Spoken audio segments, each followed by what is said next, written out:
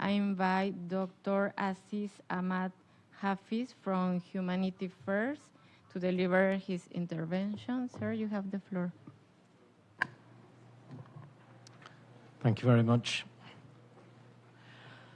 Excellencies, distinguished delegates, colleagues, and friends, it's a privilege to be here amongst you today to speak about something that I've not only studied as a principle, but witnessed firsthand. That is the fragile, vital relationship between peace, security, and the right to development. Too often we discuss development merely as a technical agenda about roads, schools, infrastructure, institutions. Yet development is not just about what we build, but actually how we go about to build that, and whether peace and dignity are then allowed to take root. During war, development turns into emergency response, and fear replaces opportunity, and it leads to the withering of human potential. Only when peace and security form the bedrock of a fertile soil can we actually see the seeds of development growing. Over the past decade, my humanitarian work within Humanity First has taken me into some of the harshest realities of conflict. I'll never forget walking through the shattered streets of Gaza, where hospitals were overflowing, children traumatized, and parents searching for food or medicine.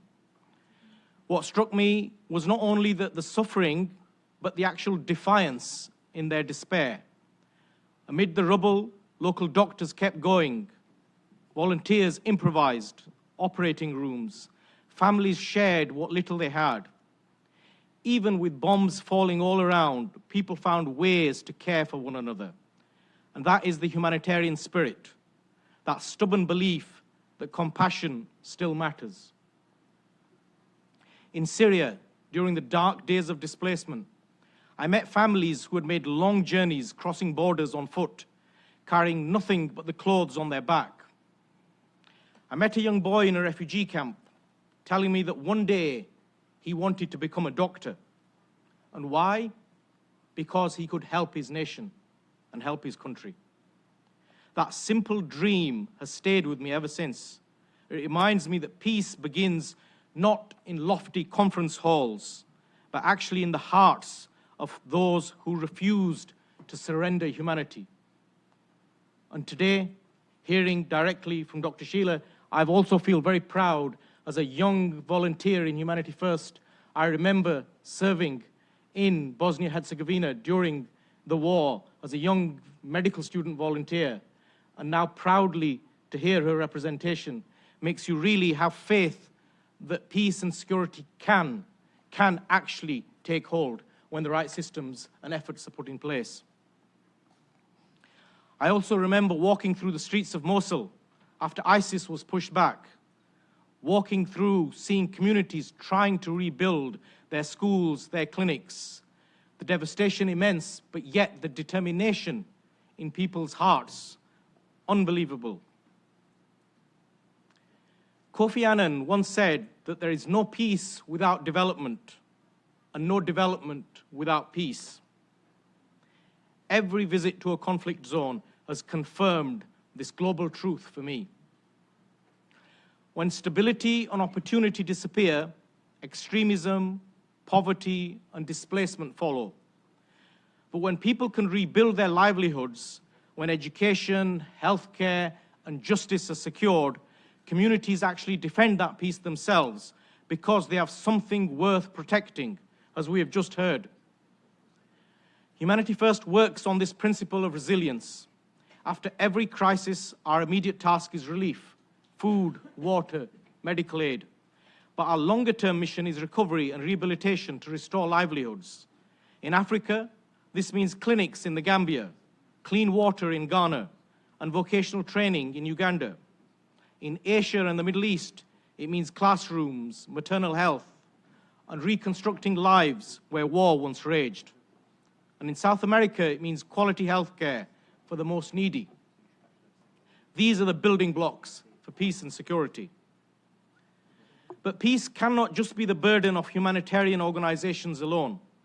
The right to development enshrined by this United Nations is not just merely a policy document, it's a moral call to action for each of us.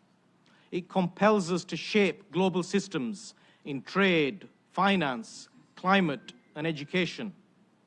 It empowers rather than excludes. We must recognize that injustice anywhere threatens peace everywhere. When whole generations in Gaza or in Lebanon grow up displaced and fearful, the echo of their suffering reaches far beyond their own borders. Without justice, there is no peace. Without opportunity, there is no security. And without compassion, there can be no true development.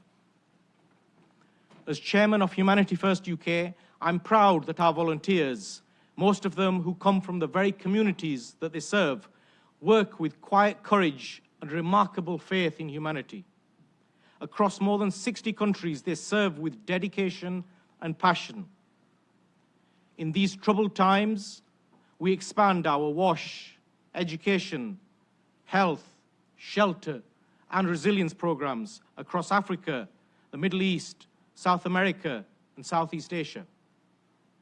In collaboration with governments, NGOs, and the UN, our goal is to transform crisis zones into communities of opportunity.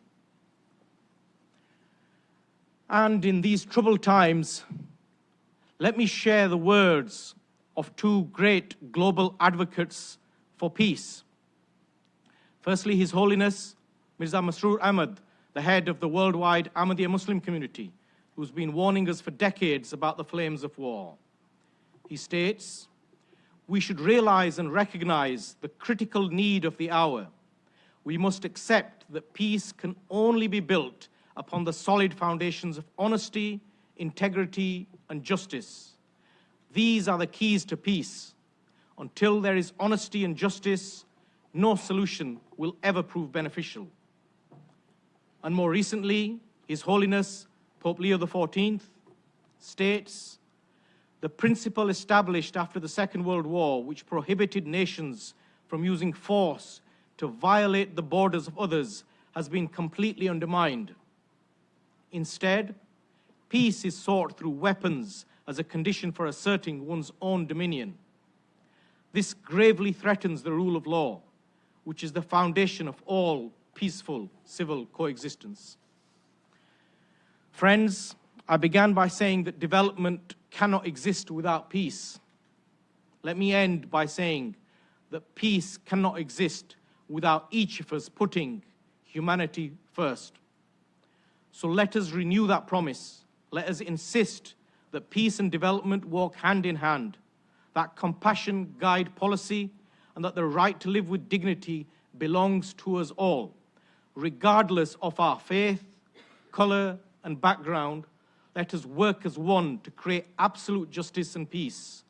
And in doing so, let us wipe away the tears of the distressed. Thank you very much. I thank Dr. Hafiz for his valuable perspective. We will turn now towards Mrs.